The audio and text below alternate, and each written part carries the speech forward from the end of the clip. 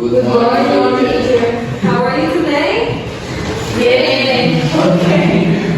Okay, el día de hoy vamos a hablar sobre there is y there are. En español, cuando nosotros queremos hablar sobre la existencia de algo, ¿qué verbo utilizamos? El verbo haber. Ok, excelente.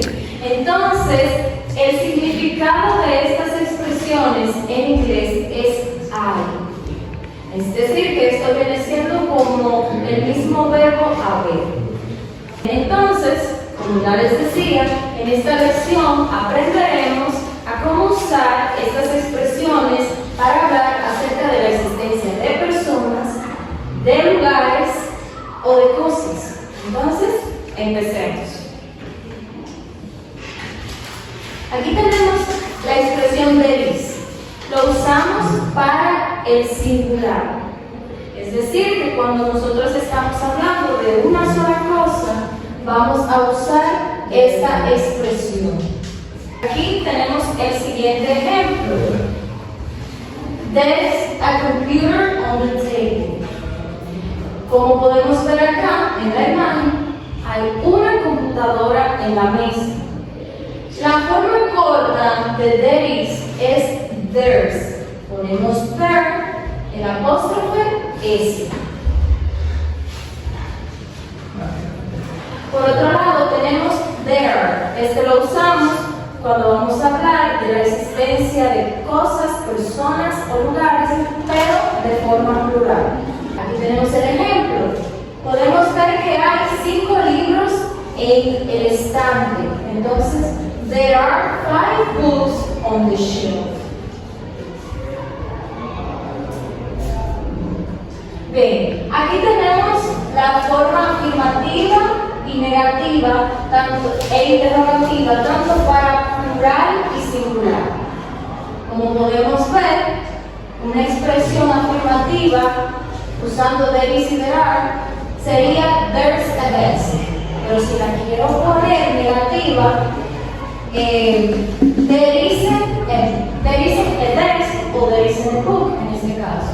Y si yo la quiero convertir esa misma expresión en interrogativa, lo único que tengo que hacer es pasar el verbo to be, que viene siendo is, delante, luego la expresión there y luego el resto de la oración. Más el signo de pregunta. Is there a book?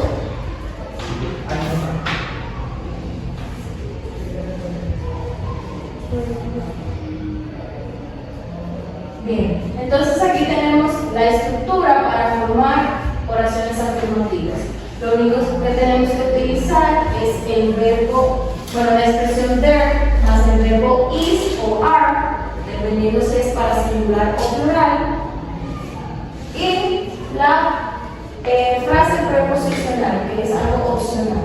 El ejemplo, there are 30 students on the list. Para formar oraciones negativas, lo único que tenemos que hacer, seguimos la misma estructura, pero lo único que le vamos a agregar es el not al verbo to be, que viene siendo is o are. Entonces, la forma negativa sería isn't, aren't. There aren't any pencils on the cupboard.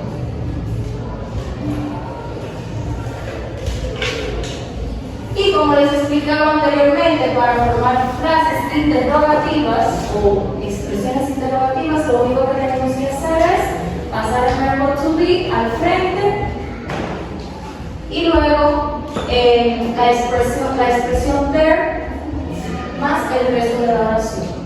Are there any students in the classroom? La respuesta sería si es afirmativa, yes, there are, y si es negativa, no, there aren't. Entonces ahora tenemos una pequeña práctica. A pencil in my bag. A pencil in my bag.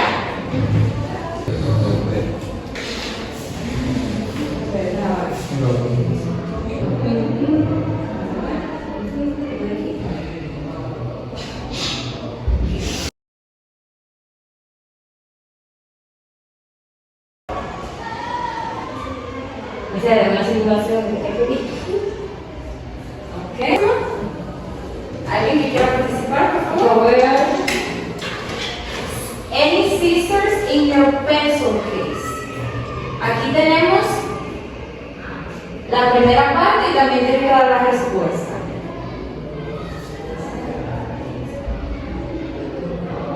Excelente. ¿Quién se anima, por favor, a la siguiente? Como la voy a estimular.